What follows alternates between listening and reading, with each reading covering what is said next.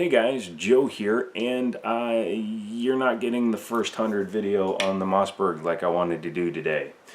And here is why. Go shooting, they said. It's not going to rain, they said. They suck.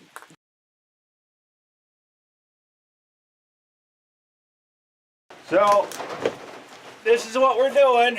You're going to be in there. We're going to be out here. It's the best I can do, guys. Sorry.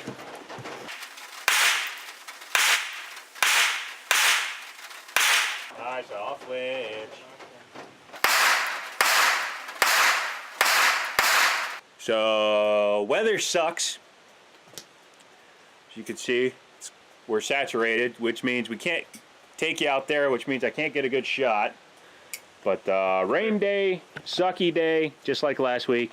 Daniel agrees. Yep. He thinks it's the worst day ever. Yeah. He's the one that suggested we come out today, just saying. I'll take blame for this one. Yeah, it might also be because it's his only day off in the last 2 weeks, but whatever. Yeah, say bye, Daniel. Bye, Daniel. Okay, thank you. Yeah, that was some pretty bad weather. Raining very heavily. It wasn't supposed to rain until 1 o'clock. We got out there and it was nothing but rain out there. We tried to film, didn't go well. You can clearly see in that little bit of video how hard it was raining, and it didn't get any better the whole time we were there. So we literally just gave up after about an hour and came back. We did put 100 rounds through the gun, but I wouldn't say that I got a good experience because obviously we weren't able to enjoy it, weren't able to take our time and really examine how things work, because I didn't like standing out in the rain and I didn't want to get the gun super wet. Don't know if it really would have bothered it, but I don't like taking the chances, so we went ahead and called it a day. So now I'm just cleaning it before I reassemble it. We did have a couple of issues. I was trying those Pro Mags, or that Pro Mag, that 10 rounder, and it was just nose diving the bullet into the feed ramp. This feed could be the mag. It nose down the bullet.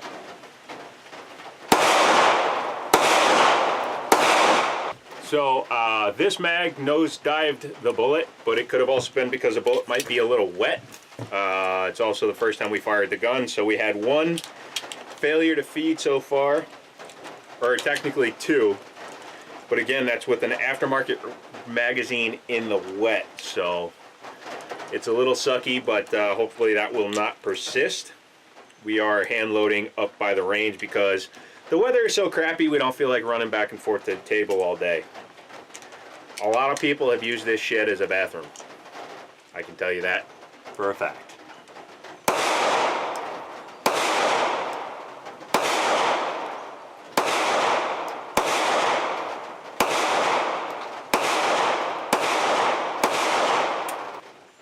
Malfunction. In fact,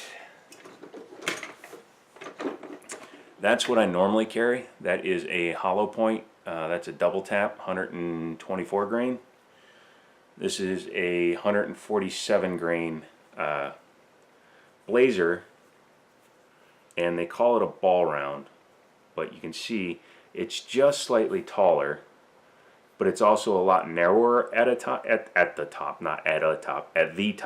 and it was grabbing the feed ramp because the feed ramp is much shallower on this gun than it is on some other guns. So the Pro Mag was holding it at a slightly downward angle, so when it was coming up it was catching on the feed ramp, and by the time we were done there was a big streak of copper going up into the gun, or into the chamber. So yeah, this video is gonna, I mean, you can't see it, but there's water all over everything and I'm tired of getting rained on. But one thing we did see, don't know if you can actually see that very well, but there's a lot of brass or copper from the bullets themselves dragging on the feed ramp, which leads me to believe that the Pro Mag was holding it in a downward angle and forcing the bullets into the feed ramp. So I got to take a look at that when I get home. Didn't happen with the factory mags, and I'm gonna grab a regular Glock mag and try it with the regular Glock mag and see if it avoids it there. It just felt like the spring was a little loose inside the Pro Mag. Maybe if I stretch it, maybe it'll tighten it up a little bit, you know, give it a little more oomph to push up the bullet, and we'll see what that does. But yeah, I will take it back out. I will do another 100 rounds and we will give it a more thorough examination As I said though, other than the Pro Mag having a problem, the gun itself was flawless, ran perfect. Every round other than those Pro Mags was fine, and the ammunition fired every time. So I'm happy with that. I'm happy with the gun as it is, and we'll just have to go out when we can actually enjoy the situation. We did also take out my Heritage Rough Rider, which you'll be seeing a tabletop on, and just to test that out and get rid of some crappy 22 ammo that we had laying around forever. So yeah, that was going to be today's video, but because of the weather, didn't happen. So as soon as I can get back out there, get that filmed and edited and uploaded, I'll do that. I do still have to tear the front of the engine off the Mustang to get to the water pump, and I'll be bringing you guys along for that one too. So I've got a lot of stuff going on this week. I do have a couple of other gun videos that are already, filmed that I'm going to edit. So I'll get the Mossberg stuff up as soon as I can. Let me know in the comments if you'd rather see that first, and then I can kind of try to concentrate on that. Otherwise, I'm going to move on and do a couple other things, and we'll have to come back to it. So that's the way I'm thinking. Also, let me know if you guys would participate in a live stream, and it's not just for my gun guys. It can be for the tech guys and the car guys or the whatever guys. We can, talk tech, talk guns, talk cars, just talk, have fun, relax, do a live stream, just for fun, just to try one. That's what I like to do. So that wasn't awkward. Anywho, I'm gonna get out of here. I'm going to finish cleaning this thing, reassemble it, and reassemble the Heritage, and then just kind of work on some computer stuff that I've been trying to get done. So, yeah. If you aren't subscribed, get subscribed. Check out the original Mossberg tabletop video up there, as well as any other videos I have. Go to the playlist if you want to see specific things, guns, repairs, cars, whatever the case may be. And, as always, I'll talk to you later.